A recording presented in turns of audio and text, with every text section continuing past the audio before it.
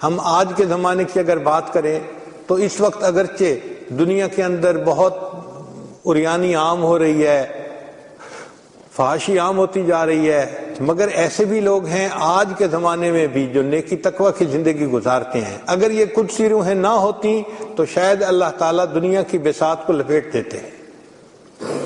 ہم اپنے بعض قریبی لوگوں کے حال احوال دیکھتے ہیں تو حیرانی ہوتی ہے کہ ایفرٹس کرنے والے کیسی کیسی ایفرٹس کرتے ہیں۔ ہمارے قریبی ساتھی ہیں، انہوں نے شکاگو سے میڈیکل سائنسز میں ڈگری حاصل کی، مجھے فون کیا کہ جی میں چاہتا ہوں کہ میں دین پڑھوں اور دین کو بھی اپنے ساتھ لے کے چلوں۔ ہم نے کہا بہت اچھا، اس کے لیے آپ کو تقریباً 3-4 سال ٹائم فارغ کرنا پڑے گا۔ انہوں نے اپنے ڈین سے بات کی، اس کو کہا کہ جی یہ میرا ریکارڈ ہے اب تک کا اور میں چاہتا ہوں کہ میں ریسرچ ورک کروں۔ ڈین نے پوچھا کیسا؟ اس نے کہا کہ دیکھیں مسلمانوں کے پیغمبر اسلام نے اپنی گفتگو میں یعنی احادیث میں کچھ سائنس کے عنوانات پہ بھی گفتگو کی ہے، میں ان پہ اوپر ریسرچ کرنا چاہتا ہوں کہ اب موسٹ ماڈرن سائنس کا زمانہ ہے تو ان کی باتوں میں جو سائنس سے متعلق باتیں تھیں ان کا انالیسس کرنا چاہتا ہوں۔ اس نے کہا بہت اچھا۔ چنانچہ ڈین نے کہا کہ آپ کو ہم 4 سال کے لیے فارغ کر دیتے ہیں اور آپ 4 سال کے بعد جب آئیں گے تو یہیں سے آپ آگے اپنا کام سٹارٹ کر سکیں گے۔ جب ان کو 4 سال کا وقت مل گیا تو انہوں نے مجھے کہا کہ جی اب میں کیا کروں؟ میں نے کہا جی آپ جو ہے نا آئیں، ہم آپ کو 8 سال کا کورس 4 سال میں کروانے کی کوشش کرتے ہیں۔ چنانچہ ہم نے کچھ ٹیچرز کا انتظام کیا اور ان کو ایکسپلین کیا کہ دیکھو یہ بندہ بہت ہی ہائی آئی کیو لیول کا بندہ ہے، جو علماء 8 سال میں کورس پڑھتے ہیں نا بخاری شریف تک کا، وہ ہم نے اس کو 4 سال میں کنڈینس کر کے پڑھا دینا ہے۔ انہوں نے کہا بہت اچھا۔ اللہ کی شان کہ اس بچے نے 4 کی بجائے 3 سال میں ہی بخاری شریف تک کا سب کورس مکمل کر لیا، ایک ایک کتاب پڑھی اس نے۔ شیخ الحدیث فرماتے تھے کہ میں نے اپنی زندگی میں اتنا ذہین انسان نہیں دیکھا، اس کو اللہ نے فوٹوگرافک میموری دی ہوئی ہے، مگر یہ تو دل کے اندر طلب ہوتی ہے تب فوٹوگرافک میموری کام کرتی ہے، ورنہ تو انسان کی عقل پہ پردے پڑ جاتے ہیں۔ اب جب اس نے کر لیا تو کہنے لگا جی اب کیا کروں؟ میں نے کہا آپ بتائیں۔ کہنے لگا کہ میرے پاس 1 سال ہے، مجھے بہت شوق ہے، میں قرآن پاک حفظ کر لیتا ہوں۔ میں نے کہا بہت اچھا۔ اللہ کی شان اس نے 8 مہینے کے اندر پورا قرآن پاک حفظ کر لیا۔ پھر اس کے بعد کہنے لگے جی اب کیا کروں؟ 4 مہینے ہیں۔ میں نے کہا آپ آئیں اور سفر میں بھی ساتھ رہیں اور رمضان کے اعتکاف میں بھی ساتھ رہیں تاکہ آپ کو ذکر و سلوک کے اسباق میں آگے بڑھائیں۔ اللہ کی شان کہ اس نے 4 مہینے اتنا اچھا ذکر مراقبہ کیا، اس کی کیفیات بہت اچھی تھی، تو میں نے رمضان کے بعد ان کو ذکر و سلوک میں اجازت خلافت بھی دے دی۔ اب اس نے 4 سال میں گویا 3 ڈگریز حاصل کر لی، ایک وہ باقاعدہ باضابطہ عالم بھی بن گئے اور حافظ بھی بن گئے اور ان کو سلسلے کے آگے اشاعت کی اجازت بھی مل گئی۔ پھر کہنے لگے جی میں کیا کروں؟ میں نے کہا واپس جائیں، آپ نے وہی اپنی ڈاکٹری والی لائن کو کرنا ہے، ساتھ ساتھ دین کا کام بھی کرنا ہے۔ وہ واپس گئے۔ امریکہ میں جو ڈاکٹر اپنے پریکٹیکل لائف میں انٹر ہونے لگتا ہے اس کو ایک امتحان دینا پڑتا ہے، اس کو کہتے ہیں USMLE ٹیسٹ، اور یہ ٹیسٹ اتنا مشکل ہوتا ہے کہ بہت لوگ روتے ہیں۔ ہم نے تو دیکھا کہ ہمارے پاکستان سے جانے والے ڈاکٹر 3ری ٹرائی میں، 4تھی، 5ویں، 6ٹھی، میں نے ایک ڈاکٹر کو دیکھا 9 دفعہ ٹرائی کی پھر جا کے پاس ہوا۔ وہ اتنا مشکل ٹیسٹ ہوتا ہے، بہت پریشان ہوتے ہیں ڈاکٹر کہ یہ ٹیسٹ پاس کیسے ہو۔ اس کو وہ ٹیسٹ پاس کرنا تھا۔ اللہ کی شان 4 سال کا گیپ بھی تھا اور وہ ٹیسٹ بھی دینا تھا، اور وہ ٹیسٹ ایسا ہوتا ہے کہ 6 گھنٹے کا ہوتا ہے اور اس میں 1800 کویسچن ہوتے ہیں، مگر وہ اتنے ٹرکی کویسچن ہوتے ہیں کہ اس کا جواب سوچ کے دینے میں ہی لوگ دھوکہ کھا جاتے ہیں۔ 1800 کویسچنز کا آنسر دینا تھا 6 آورز میں۔ اس بچے نے، آپ حیران ہوں گے کہ 6 گھنٹے کا وہ ٹیسٹ دیا، and he made a history کہ ان دی ہسٹری آف US کسی بندے نے ایسے جو ہے نا نمبر نہیں لیے تھے۔ اس نے 1800 میں سے 1800 مارکس لیے، یعنی US کے اندر یہ ایک ریکارڈ ہے کہ ایک مسلمان بچہ جس کی اوریجن بھی کسی باہر کے ملک سے تھی، اس نے USMLE ٹیسٹ میں 1800 میں سے 1800 مارکس لیے۔ جیسے ہی رزلٹ اناؤنس ہوا تو جو ملک کے بڑے بڑے 3 ہاسپٹل تھے انہوں نے اس کو فرسٹ جاب کا جو ہے نا وہ آفر کر دی، چنانچہ اس کو فرسٹ جاب ملی $2.5 لاکھ۔ اس پر اس کی جاب سٹارٹ ہوئی۔ اس وقت وہ بچہ DNA کے ذریعے کینسر کا علاج کرنا، اس کے اوپر ریسرچ کر رہا ہے۔ اب آپ ذرا غور کریں کہ نوجوان ہے اور امریکہ جیسے ملک میں رہ رہا ہے، وہاں پر گناہوں کے راستے پہ جانے میں کیا رکاوٹ ہے اس کے لیے؟ مگر اس نے دین بھی پڑھا، حفظ بھی کیا، ذکر و سلوک بھی سیکھا، وہ تہجد گزار بھی ہے، اور اس نے اپنی دنیا کی ذمہ داریوں کو بھی ساتھ پورا کیا۔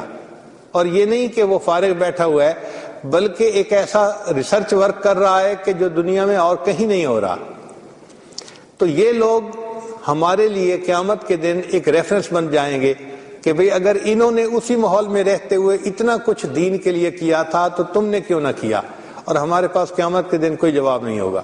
یہ ذہن میں رکھیے گا کہ اگر قیامت کے دن ایک مزدور جائے گا نا تو اللہ تعالیٰ پوچھیں گے تم نے دین کے لیے کیا کیا؟ وہ کہے گا یا اللہ 6 بچے تھے اور 200 دینار جو ہے وہ میری ماہانہ تنخواہ تھی، تو میں تو سارا دن مزدور تھا، چیزیں اٹھا کے وہاں رکھتا تھا اور مشکل سے میں بچوں کے لیے اتنا کما کے لاتا تھا اور تھکا ہوا ہوتا تھا، رات کو سو جاتا تھا۔ تو اللہ تعالیٰ فرمائیں گے اچھا ٹھیک ہے، تم نے بچوں کو پالا، تم چلو جنت میں۔ پھر اس کی بیوی جائے گی، بھائی آپ نے دین کے لیے کیا کیا؟ اللہ 6 بچوں کی ماں تھی، گھر میں کوئی ہیلپ نہیں تھی، میں ہی باورچن تھی اور میں ہی دھوبن تھی اور میں ہی بھنگن تھی، گھر کے سارے کام چھوٹے سے بڑے مجھے ہی سمیٹنے تھے، 6 بچوں کو بھی میں دیکھتی تھی، خاوند کی ذمہ داریاں بھی میں پوری کرتی تھی، اور میں کیا کرتی؟ اللہ فرمائیں گے اچھا تو نے 6 بچوں کو پالا، چل تو بھی جنت میں۔ لیکن جب ایسے لوگ جائیں گے نا جو آج اپنے آپ کو ڈاکٹر اور انجینئر کہلواتے ہیں اور کہتے ہیں کہ جی ہم نے دنیا میں بڑی تعلیم حاصل کی اور بڑی اچھی جاب کر رہے ہیں اور بڑی ہماری تنخواہیں ہیں اور فرنچ بینیفٹس ہیں، اللہ تعالیٰ پوچھیں گے بتاؤ میرے بندے تم نے دین کے لیے کیا کیا؟ یا اللہ ہمیں تو ٹائم ہی نہیں ملا۔ اچھا تمہارے پاس بہترین گھر بھی تھا، بہترین گاڑی بھی تھی، من پسند کی بیوی بھی تھی، اور تمہارے گھر میں ڈرائیور بھی ہوتا تھا، تمہارے گھر میں میڈ بھی ہوتی تھی، یہ ساری نعمتیں تمہیں میں نے دی تھیں، اس کے باوجود تم میرے لیے کچھ نہ کر سکے، تم وقت پہ نماز بھی نہیں پڑھتے تھے، تو ہم اس کا کیا جواب دیں گے؟ پھر بیوی آگے آئے گی، اللہ تعالیٰ پوچھیں گے تم کیا کرتی تھی؟ یا اللہ بس میں تو نماز بھی نہیں پڑھ پاتی تھی۔ کیوں بھائی؟ میرے جی 3 بچے تھے۔ اللہ تعالیٰ فرمائیں گے تمہارے خاوند کی تنخواہ اتنی تھی اور تمہارے گھر میں ہر فیسلٹی تھی، اور گھر میں تمہارے کچن میں الگ ہیلپ تھی اور صفائی کے لیے میڈ الگ ہوتی تھی، کپڑے دھونے کے لیے الگ ہوتی تھی، اب اتنی آسائشوں کے باوجود کیا تمہیں فرض نماز پڑھنے کی بھی فرصت نہیں ملتی تھی؟ اور تم نے تو یونیورسٹی میں ماشاءاللہ ماسٹر بھی کر لیا تھا اور گریجویشن بھی کر لی تھی، اگر تم کمپیوٹر سائنسز پڑھ سکتی تھی تو کیا تم نے قرآن پاک کا ترجمہ پڑھا؟ تو وہ کیا جواب دے گی کہ کیا مجھے قرآن پاک آتا نہیں تھا یا میں پڑھنا ہی نہیں جانتی تھی؟ تو ہم جیسے لوگ جو دنیا میں ماسٹرز کر چکے، ڈگریاں لے چکے اور ثابت کر چکے کہ اللہ آپ نے ہمیں ٹریلینز آف برین سیل دیے ہیں، ہم قیامت کے دن لاجواب ہوں گے کہ یا اللہ ہم نے واقعی سستی کی، ورنہ ہم آپ کا دین بھی پڑھ سکتے تھے، سیکھ سکتے تھے، اس کے مطابق زندگی گزار سکتے تھے۔ ہمارے لیے اس میں کوئی مشکل کام نہیں ہے، اور واقعی آج ہم اپنے ٹائم کو ذرا مینیج کریں تو ہم یہ کام آسانی سے کر سکتے ہیں۔ ہمارا یہ تجربہ ہے کہ اگر دن کے 24 گھنٹے ہوتے ہیں تو 8 گھنٹے اس میں سے آپ نیند کے نکال دیجئے۔ ویسے تو سائنٹیفک ریسرچ یہ ہے کہ 7 گھنٹے کی نیند ہر بندے کے لیے بیسٹ نیند ہوتی ہے، اس سے نیچے ہو تو بھی ہارٹ اٹیک کا اندیشہ ہوتا ہے، 7 گھنٹے سے زیادہ ہو تو بھی ہارٹ اٹیک کے چانسز زیادہ ہوتے ہیں۔ 7 hours sleep is the best time for the human being۔ اس پہ دنیا کی یونیورسٹیوں کے سائنسدان متفق ہو چکے ہیں۔ ہم کہتے ہیں چلو 7 گھنٹے کے بجائے 8 گھنٹے صحیح، تو 8 گھنٹے سونے کے نکال دیں، اور ان 8 گھنٹوں کے بعد پھر 8 گھنٹے ڈیوٹی کے نکال دیں، 16 گھنٹے تو یہ نکل گئے۔ پھر اس کے بعد کے جو 8 گھنٹے ہیں ان میں سے 1 گھنٹہ چلو دفتر آنا آدھا گھنٹہ، جانا آدھا گھنٹہ، تو باقی 7 گھنٹے ہم کیسے گزارتے ہیں؟ آپ اگر غور کریں تو وہ 7 گھنٹے اکثر یا تو دوستوں سے فون پہ بات کرتے ہوئے، یا گھر کے اندر ٹی وی پہ خبریں دیکھتے ہوئے، یا انٹرنیٹ پہ بیٹھے ہوئے، یا اسی طرح کی ای میل سرچ کرتے ہوئے، یعنی ہم اپنی مرضی سے وہ 7 گھنٹے گزارتے ہیں۔ ہم یہ نہیں سوچتے کہ یہ 7 آورز کتنے امپورٹنٹ ہیں ہماری لائف میں۔ اگر ہم ان کو فضول گزارنا چھوڑ دیں اور اسی میں 2-3 گھنٹے ہم ڈیلی نکال کے کسی عالم سے رابطہ کر لیں اور ان سے ہم اپنے گھر میں ہی پڑھنا شروع کر دیں، آسانی سے ہم دین بھی پڑھ سکتے ہیں اور آسانی سے ہم عبادت کے لیے بھی وقت نکال سکتے ہیں۔ ہمارے قریبی تعلق والے دوست ہیں، وہ ڈاکٹر ہیں، میڈیکل ڈاکٹر۔ امریکہ میں وہ ایک یونیورسٹی میں ہیڈ آف ڈپارٹمنٹ تھے۔ امریکہ میں یونیورسٹی میں ہیڈ آف ڈپارٹمنٹ ہونا یہ کوئی معمولی بات نہیں ہے، اور وہ بھی کسی کا بیرون ملک سے جا کے، مگر وہ بہت ٹیلنٹڈ آدمی ہے۔ تو اللہ کی شان کہ ان کو حکومت نے گھر کے ساتھ $2 ملین لگا کر لیبارٹری بنا کے دی تھی ان کی پرسنل ریسرچ کے لیے۔ بہت ہی ذہین انسان ہے۔ وہ مجھے بتانے لگے کہ میں کڈنی ٹرانسپلانٹ کرتا ہوں اور بسا اوقات مجھے 9 گھنٹے بھی لگ جاتے ہیں کڈنی ٹرانسپلانٹ میں، 9 آورز، اور مجھے 9 آورز بہت زیادہ توجہ سے کام کرنا پڑتا ہے۔ اور کہنے لگے کہ آج تک میری زندگی میں میری نماز کبھی قضا نہیں ہوئی۔ میں نے پوچھا کہ 9 گھنٹے آپریشن کے دوران کیا کرتے ہیں؟ کہنے لگے جی اس دوران بھی نماز پڑھتا ہوں۔ کیسے؟ کہنے لگے میں ہر وقت باوضو سے رہنے کی کوشش کرتا ہوں، تو جب میرا نماز کا وقت ہوتا ہے میں اس کو ایک ایسے پوائنٹ پہ پہنچا دیتا ہوں کہ میں اپنے باقی لوگ جو ہوتے ہیں ان کو کہتا ہوں کہ آپ یہ کرو، آپ یہ کرو، and I will join you, اور میں وہیں سے باہر نکلتا ہوں اور میرے گلوز جو ہوتے ہیں ان کو اتار کے، اور آپریشن تھیٹر کے اندر ہی کپڑا بچھا ہوا ہوتا ہے، میں اس کے اوپر 2 رکعت پڑھ کے پھر دوبارہ اپنے ہینڈ واش کر کے گلوز پہن کے آتا ہوں اور پھر آپریشن شروع کر دیتا ہوں۔